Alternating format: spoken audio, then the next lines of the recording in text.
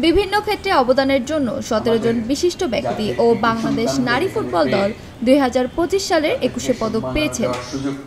বৃহস্পতিবার 20 ফেব্রুয়ারি ঢাকার ওসমানী স্মৃতি মিলনায়তনে প্রধান উপদেষ্টা ডক্টর মোহাম্মদ ইউনূস প্রধান অতিথি হিসেবে উপস্থিত থেকে এই পদক তুলে দেন।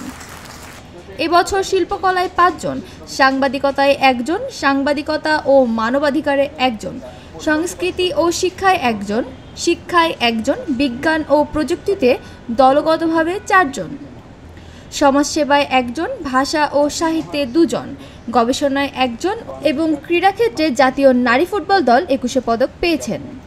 পদক বিজয়ীরা প্রধান উপদেষ্টার কাছ থেকে নিজ নিজ পদক গ্রহণ করেন। মরণোত্তর 21 পদক বিজয়ীদের পক্ষে তাদের পরিবারের সদস্যরা এই পদক গ্রহণ করেন।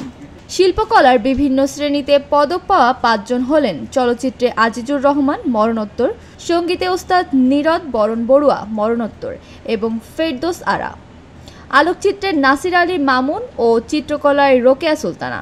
আজিজুর রহমানের পক্ষে তার কন্যা আলিয়া রহমান বিন্দি ও নীরদ বরণ বড়ুয়ার মেয়ে শিল্পী ফাল্গুনী বড়ুয়া পদক গ্রহণ করেন। সাংবাদিকতায় এবার 21 পদক পেয়েছেন সাংবাদিক মাহফুজ উল্লাহ মরণোত্তর, তার পক্ষে পদক নেন তার স্ত্রী। সাংবাদিকতা ও মানবাধিকারে পদক পেয়েছেন দৈনিক আমার দেশ এর সম্পাদক মাহমুদুর রহমান। এছাড়া সংস্কৃতি ও শিক্ষা ক্যাটাগরিতে ডক্টর শহীদুল আলম, শিক্ষায় ডক্টর নিয়াজ জামান, সমাজসেবায় মোহাম্মদ ইউসুফ চৌধুরী মরণোত্তর 21 পদক জিতেছেন।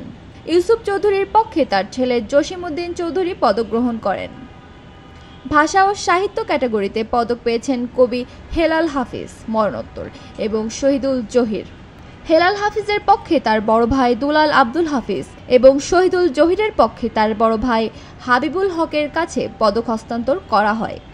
বিজ্ঞান ও প্রযুক্তিতে দলগতভাবে 21 পদক পেয়েছেন মেহেদী হাসান খান, রিফাত নবী, মোহাম্মদ তানবির ইসলাম সিয়াম ও শাবাব মুস্তাফা। গবেষণায় মইনুল হাসান 21 পদক পেয়েছেন। এছাড়া ক্রীড়াক্ষেত্রে 21 পদক পেয়েছে বাংলাদেশের জাতীয় নারী ফুটবল দল।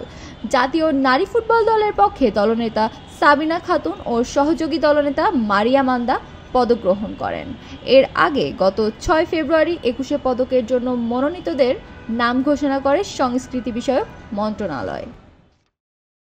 খবরের কাগজ, নিখাত, নির্ভীক, নিরপেক্ষ।